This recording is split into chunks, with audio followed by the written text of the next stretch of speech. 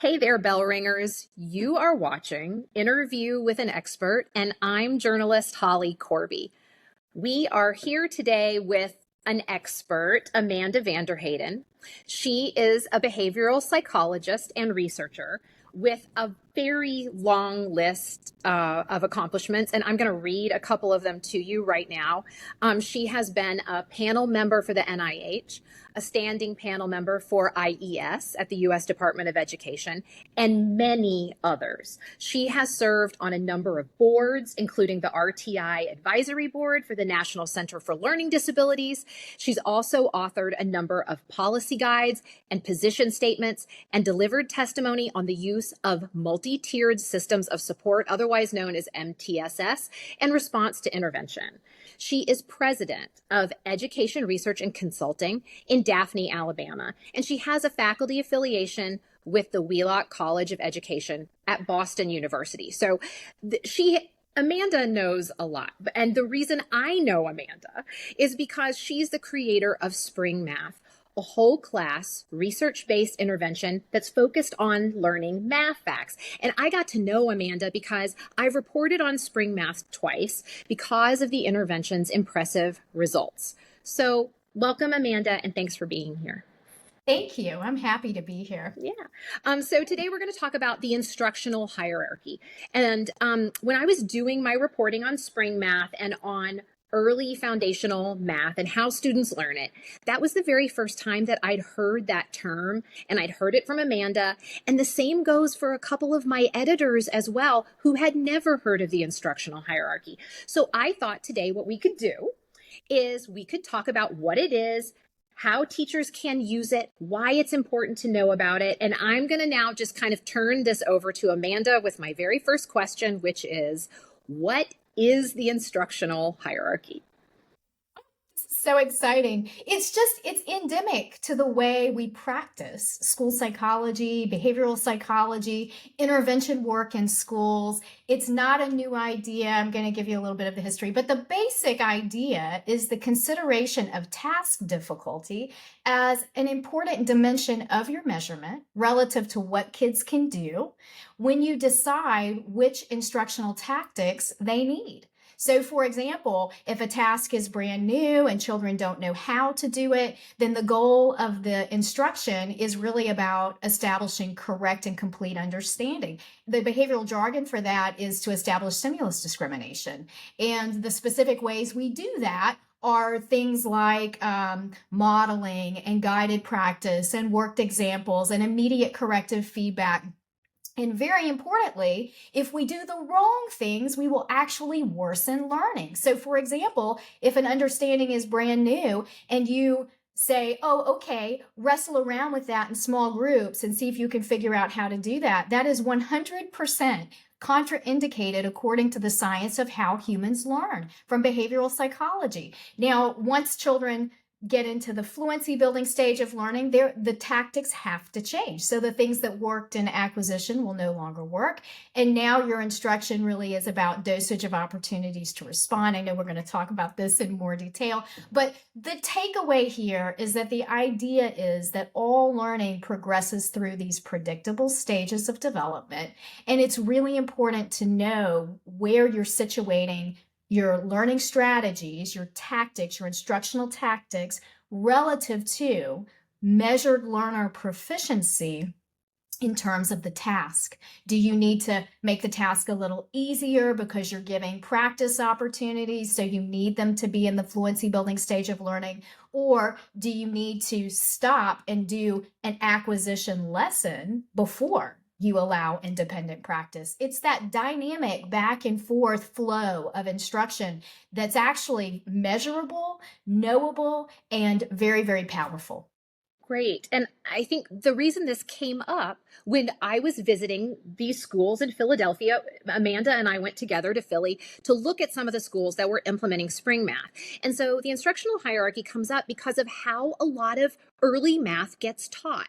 So I'm wondering if you can just, because what happens is kids are in the acquisition stage, which is like the beginning stage, where they need a lot of concrete, direct information.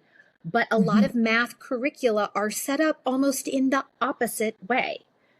Yeah, I have this slide that I show all the time that I think there's so much, like we'll call that math reform. Okay. This is like the math education perspective, which is not well aligned with the cognitive and behavioral psychology perspective on learning, which we could call the science of learning. Okay. But the math ed folks, I mean, I think the big mistake that they make, their intentions, their aspirations are very good. They want children to not just be rote, superficial, robot like learners, kind of like reciting information that they don't really understand. They have not contextualized it in a way that will actually be useful for them after they master how to do it. They want equity. They care very much about equity, for example. But I think then the tactics that they go on to recommend based on those very solid aspirations are completely unintended. In an unintended way, they're ineffective and actually harmful.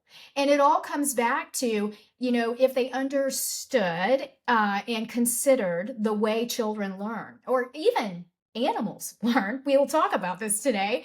If they did understand that science, I believe they would have an easier time adopting more effective and promoting more effective techniques for kids. And so what this ends up looking like in math class is that many kids don't learn their basic math facts because they just aren't given enough practice or time or whatever. So they can't do the cool, imaginative, creative problem solving that we all want them to be able to do, right?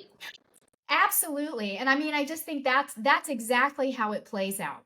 The teacher has learned either through a preparation program or professional development delivered at the school or the very curriculum materials that are available to that teacher. The teacher has learned that tactic Y is an evidence-based tactic or a tactic that works or a tactic you should use. But there is no such thing as a tactic that works all of the time for all learning. Right. That's the whole key of the instructional hierarchy. So I say to teachers all the time, it's not that I don't like productive struggle. I mean, the data are abysmal on productive struggle, which is a very common technique in math. But what I will say all the time is I think the biggest problem with productive struggle is most teachers are trying to use it in the acquisition stage of learning when it is absolutely contraindicated according to the science of how people learn. Okay, so now, this is a great segue. Let's talk a little bit about the research base behind it. All of our listeners are really interested in understanding what's the research that shows that this instructional hierarchy works.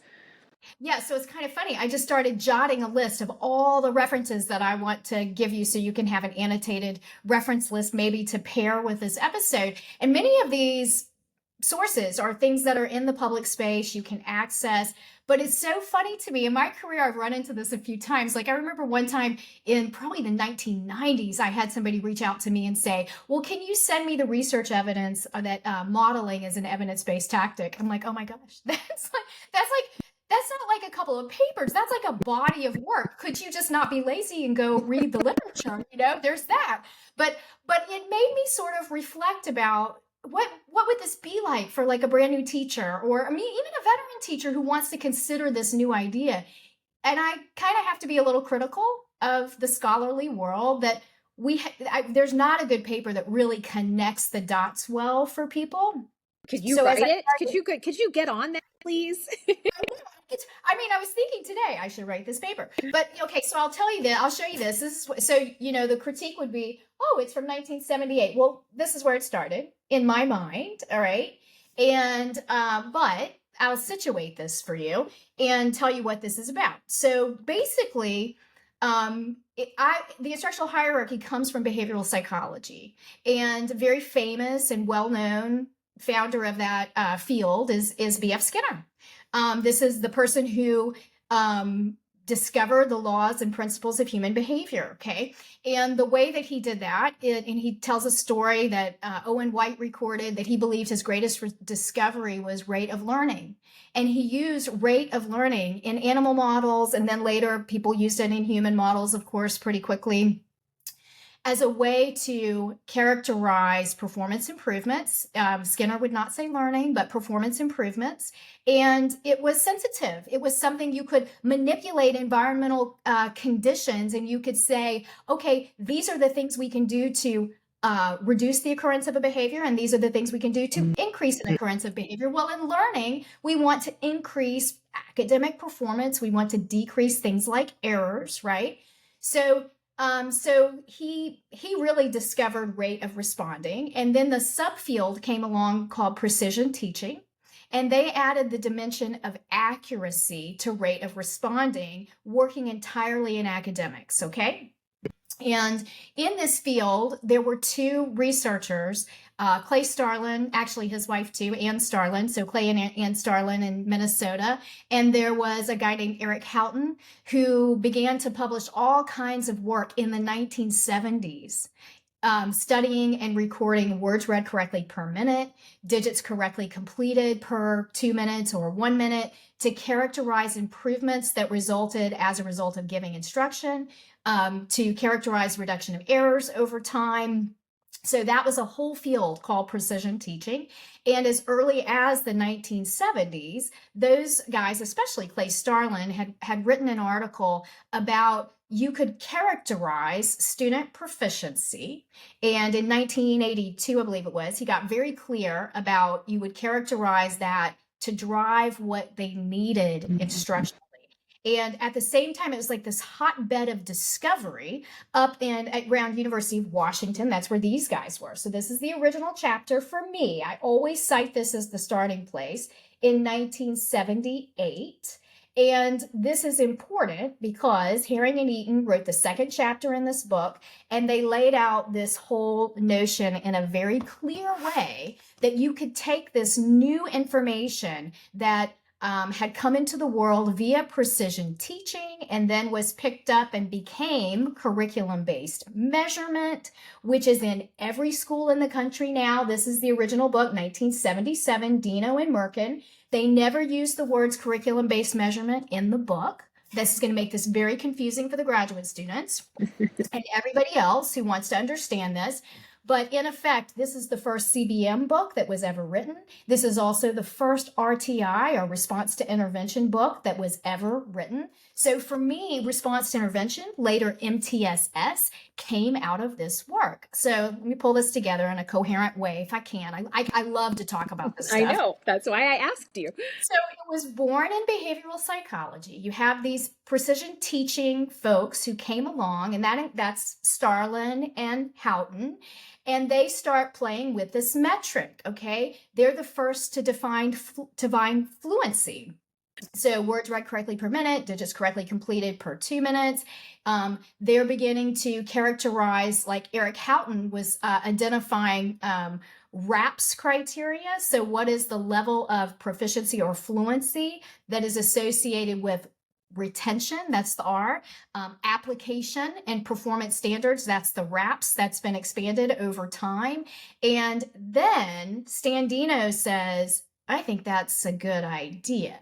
And he situated it always in a system of program improvement, which really became RTI and MTSS. And what he did that was so beautiful for the world, for my money, the most game-changing discovery ever, is he took what was a behavioral observation. We'll just stick with words read correctly per minute, and he turned it into a score.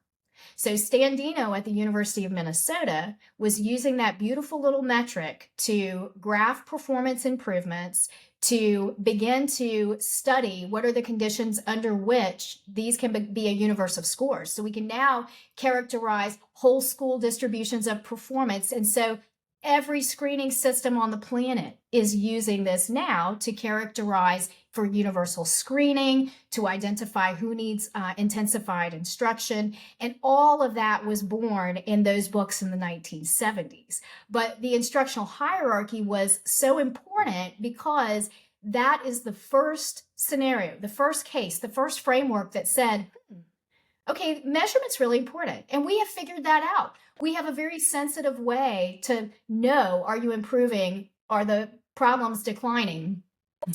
But what we didn't have was a way to have that very clearly drive instruction, because weighing a cow does not make it fatter. Does that, right? Yes, you know what absolutely. I mean? So their idea spelled out very clearly acquisition, these stages of learning: acquisition instruction, fluency building stage of learning or instruction. And they had two more stages that they called generalization and adaptation. But in effect, I talk about those together because I think they're both forms of generalization, and it simplifies it for teachers. And I don't think the added complexity is worth it. So that's how I write about it. Matt Burns and I wrote a book. This one is, I think we did this in 2010. It's with Guilford. And chapter 2 lays out a little bit of that.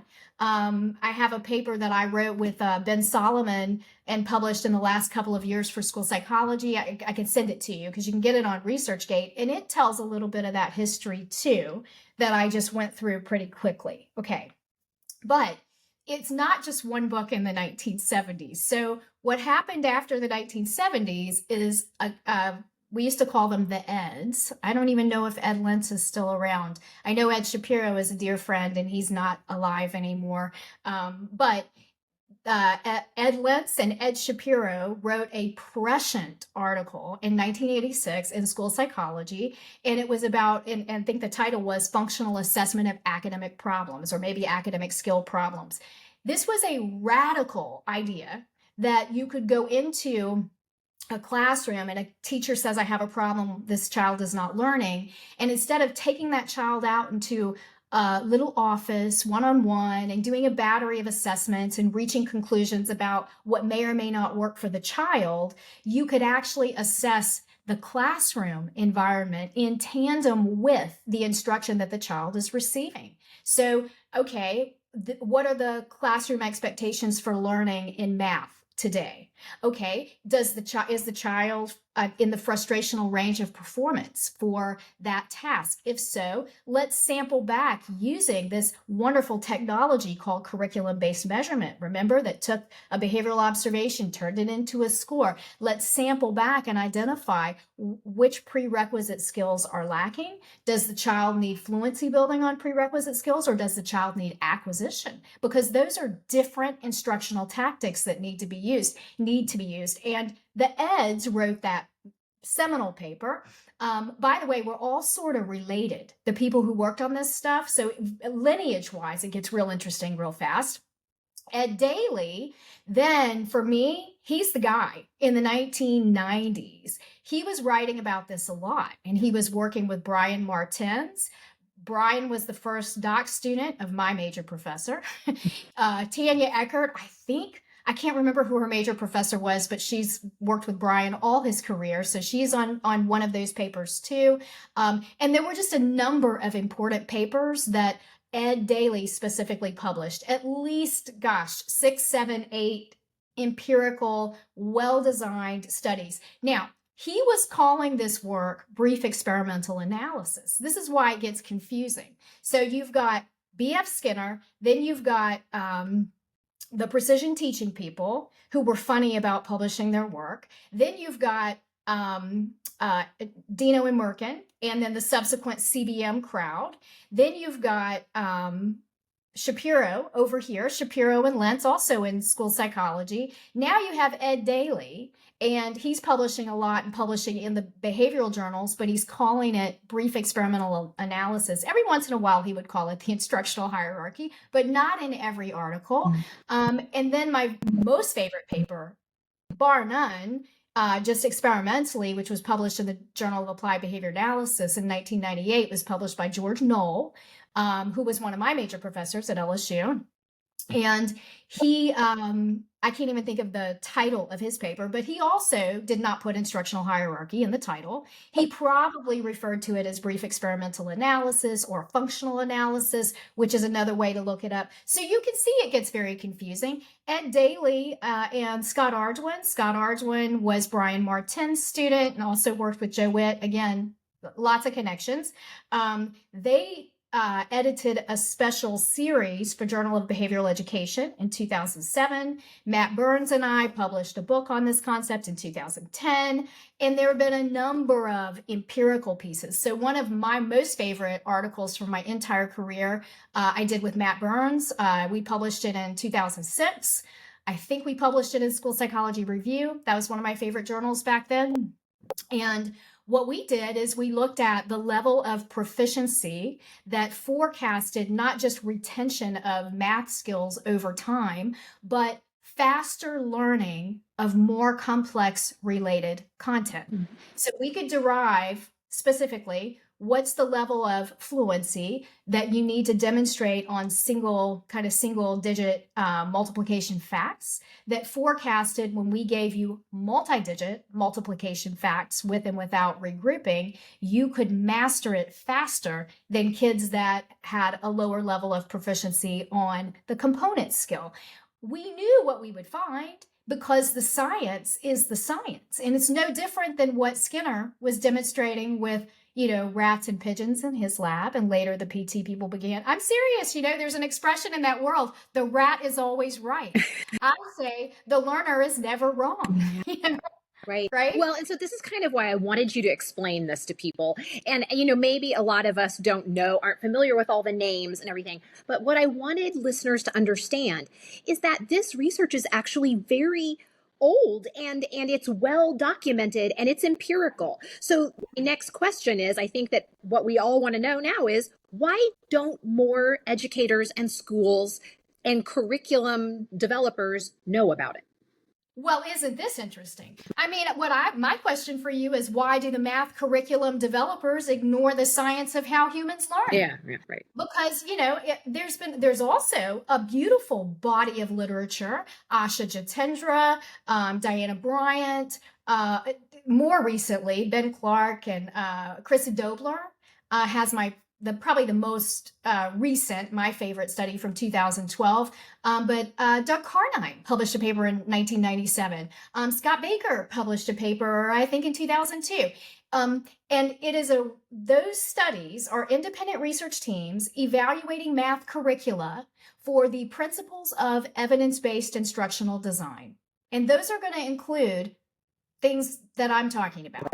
Right. Measurement, sensitive measurement of performance, measurement of the environment, task difficulty, the instructional hierarchy guiding what you do instructionally. That's all considered part of evidence-based practice now. And so they evaluated curricula going back to the, like 2002. The first paper I'm aware of is 1997. As the Carnine paper, and it's a ringing indictment of math curricula. And then if you look at a summary of effects of various math curricula on student math achievement, it's basically a zero effect size. So nobody is surprised. Curriculum developers, in effect, do not attend to the science of how humans learn yet. But then there's the second problem in education. There's way too long of a delay between discovery and revision and substitution of less effective practices for more effective practices. Great.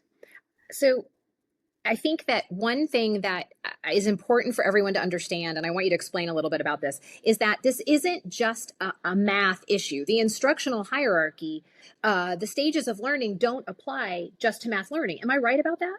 Oh, 100%. Applies to everything. And like the paper that I did with Solomon, we presented reading data, we presented math data. It's the basis for our theory of action in spring math. It's all I know how to do.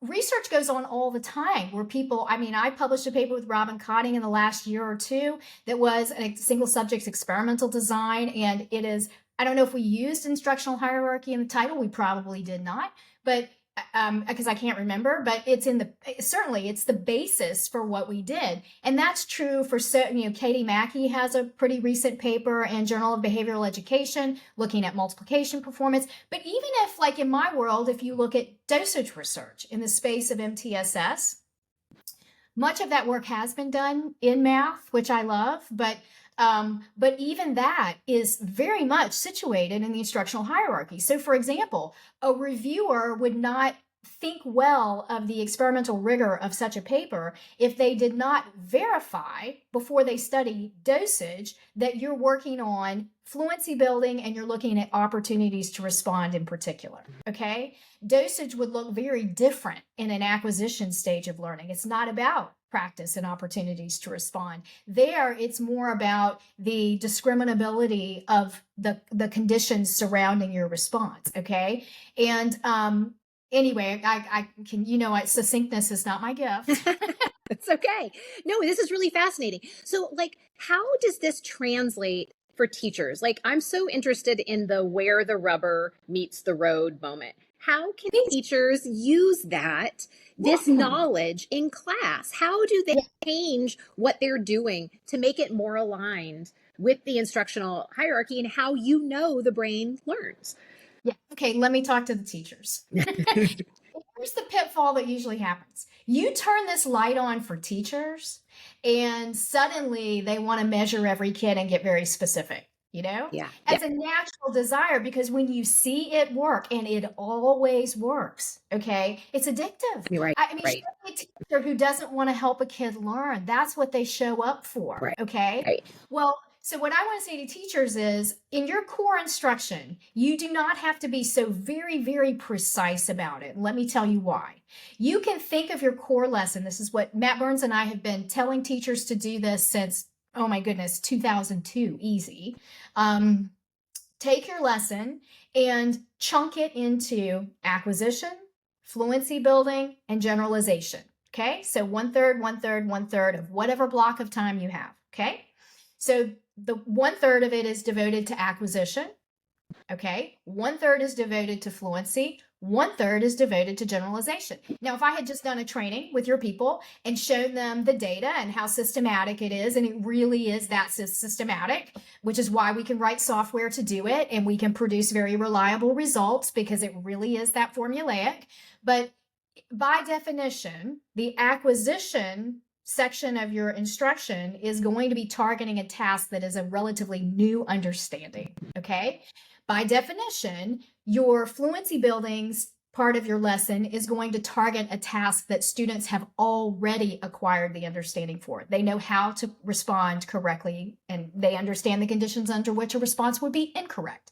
They are ready to build fluency, which is about giving the correct response easier, okay? That's the hallmark characteristic of fluency, which the cognitive psychology folks will call automaticity. If you want to say those aren't exactly the same, they are 99% overlapping constructs in my mind, okay? And then the generalization stage of your lesson is where you get to do the cool stuff that teachers want to do, that they've been trained to do. That's your small group. That's your productive struggle, if you want. I'm going to call it a generalization opportunity, but here the key is whatever applied work or challenge opportunity you are giving children to do, they are at mastery. They're at a mastery level of performance on that particular task. So think about it this way. Acquisition, this is brand new understanding. It's what we're learning this week. Fluency building is what we learned a week or two ago. And generalization is a review skill. Maybe we learned it last month. Maybe we learned it last year. Great. Wonderful. Okay, so now this brings me to my final question of like, why is it so important that we all understand this when we're designing our lessons, when we're thinking about how to build, especially math skill over time? That math is something that you have to build over time. Right. And so is reading. Yeah, so is reading. All learning can be situated in a skill progression, a logical skill sequence. Back in the probably 1990s, 1980s, teachers, special ed teachers called it a task hierarchy or a skill hierarchy. Later, probably because of Clements and Sarama, people began to call these learning progressions, right? And there's nothing fancy about that except to say, I can't really teach you to walk probably until you can stand and hold your balance, right? So there are prerequisite milestones you need to hit. And this is true for any behavior that we want to teach. I taught my cat to ring a bell for food. We started with tapping anywhere around the food bowl.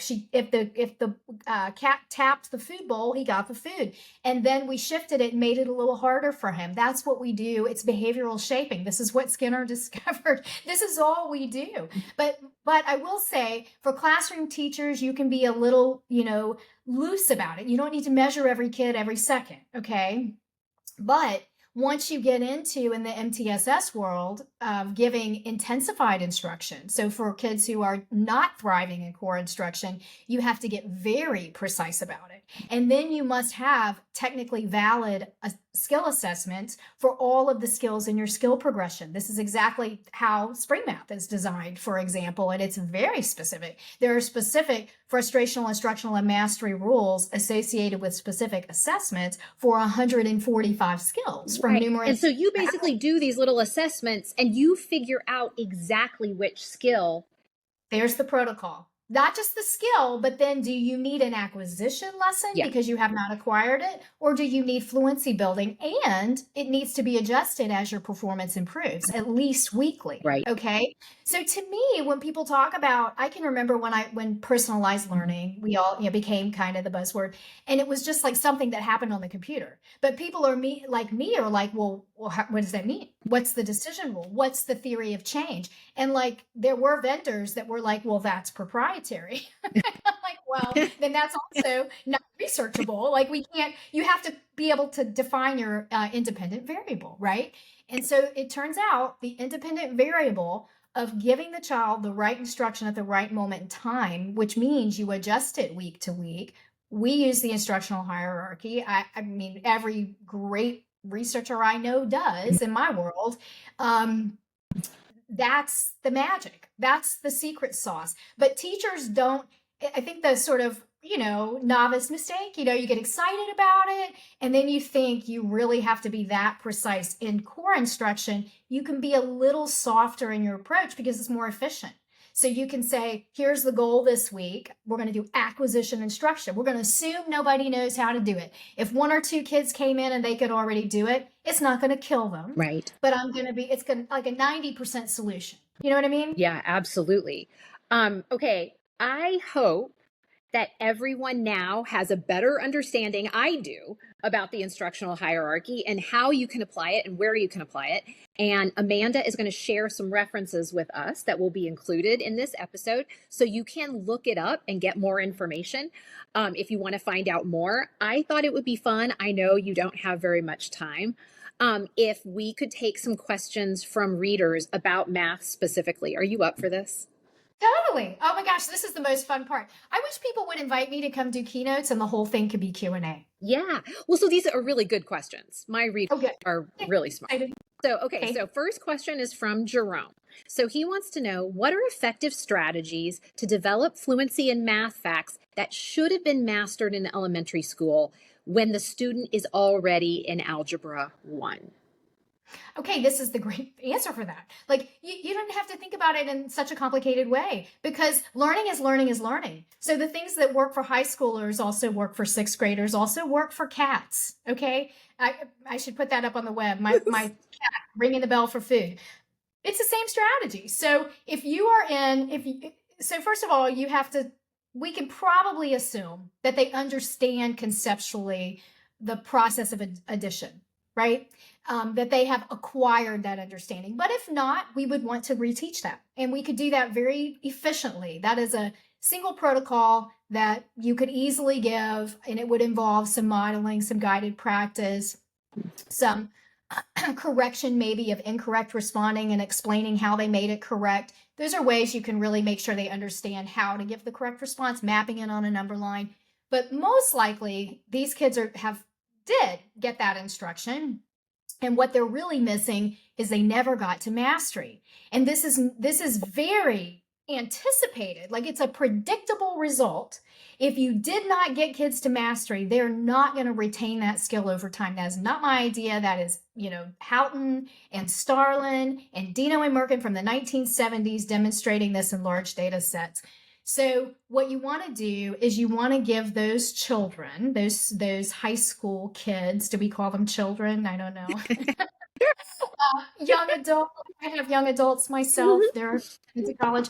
But you want to give them a high dosage of opportunities to respond at the right level of task difficulty. So, the mistake is to act like you can just march forward with the more complex skill training and ignore the fact that they have not mastered the prerequisites. Yeah. Anna Stockey says, math is relentlessly hierarchical. Right. And people refer to it as cumulative, and all that is absolutely true. So, imagine just you're trying to teach kids how to factor and they can't multiply. Right. They can't even follow your acquisition lesson on factoring because they can't do the computations. This is, by the way, part of the reason just giving up on kids and giving them a calculator is so deadly. Right. And by the way, you're going to hear me get on a soapbox about that. I'm writing a piece right now for our next newsletter.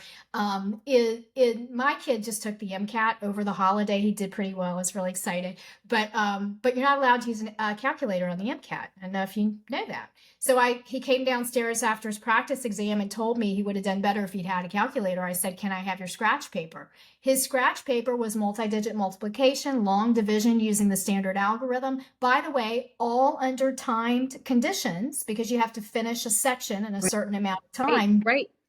And it gave me sort of this renewed perspective of, as an 8th grade teacher, a 7th grade teacher, a 6th grade teacher, you do not have a right to make a decision for a kid that an entire field of study is closed to them because you decide to give them a calculator in 6th, 7th, or 8th grade. Right. You undermine their mathematical development and skill mastery, and you really hold them back from future opportunities, and that's just not your role as a teacher.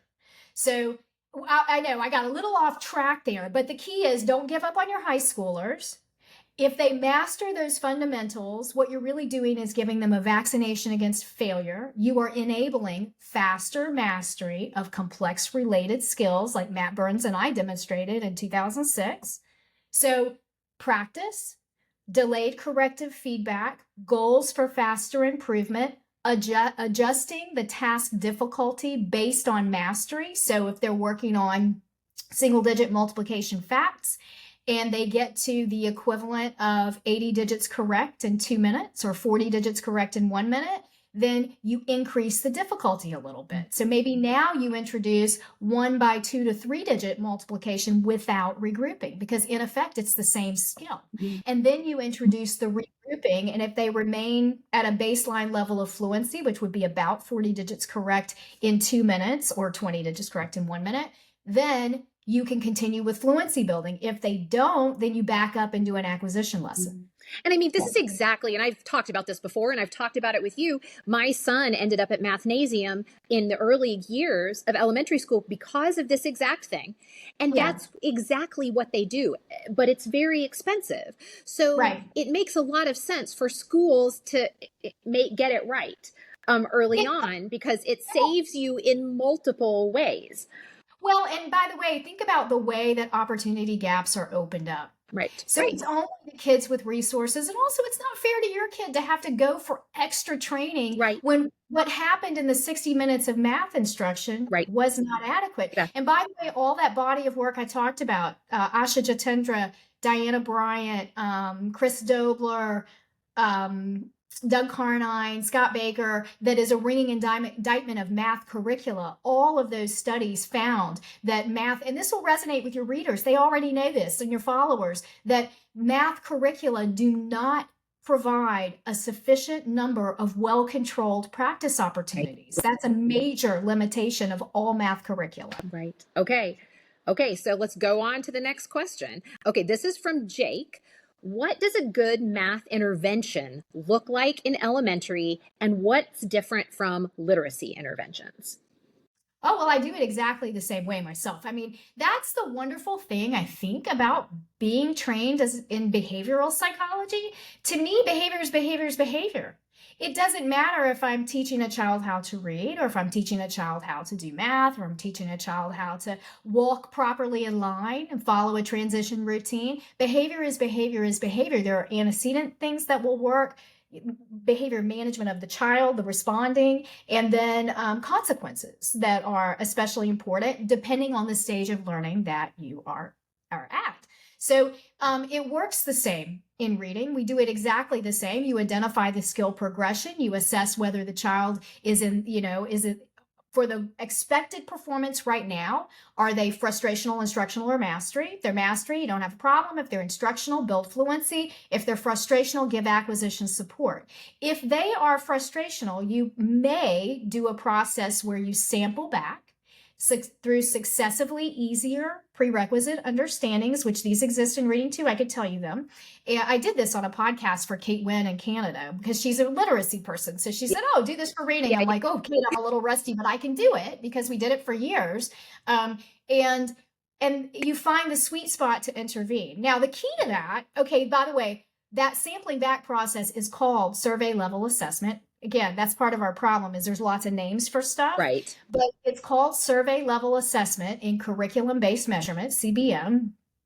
And there's a reason you start at the goal skill and take little slices back. And I have heard a little bit of the hullabaloo in reading, the science of reading about, targeting phonemic awareness and, some of that. Right. And what I will say is it's really important to keep in mind that there is a reason we start at the grade level goal skill and go back in little slices. And we find the first place we can intervene because we want to intervene on the skill that is most proximal to the expected grade level performance skill, because then our probability of transfer is what the cog size will call it. Generalizations, what the behavioral psychs will call it, is much higher. Mm-hmm. Do you see what I'm saying? Oh, yes, and absolutely. And it out. You don't have to fix every little tiny baby skill they might have ever missed. You don't have to go back to the beginning. You just don't figure out where the break happened, where that's right. Yeah. Okay. Oh, so interesting.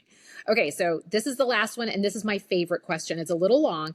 This comes from Jonathan, but I'm really interested in hearing your answer on this. So he says, our current standards and curricula often feel overloaded with content, strategies, and areas of focus, which can leave little time for ensuring mastery and providing any real-time intervention. So if we were to streamline instruction and focus only on the most essential concepts needed for success in Algebra 1, we might be able to achieve deeper understanding. Okay. But, he talks about number sense. And, like if you add 99 plus 98, what a student should be able to do is look at it as 200 minus 3. That shows number sense. He says, however, our students can recite all these strategies they've learned to do this kind of thing. They often struggle to apply them flexibly. So they might be familiar with multiple strategies, but they don't recognize the easiest way to solve that problem. So he is asking, do you think there is optimal timing for introducing these multiple strategies? And how do we balance developing number sense and then overwhelming students with too many strategies and problem solving techniques? Yeah. It's predictable by science. I love the question, actually. And I mean, it made me have 72 thoughts while you were talking, right, of things to say. And I didn't preview these questions. So yes, there is a science to this. The science of learning would say that when in an acquisition stage of learning, you use something like multiple strategies, then what you are doing is you're teaching you're using a level of stimulus control or presentation of stimulus that's much broader.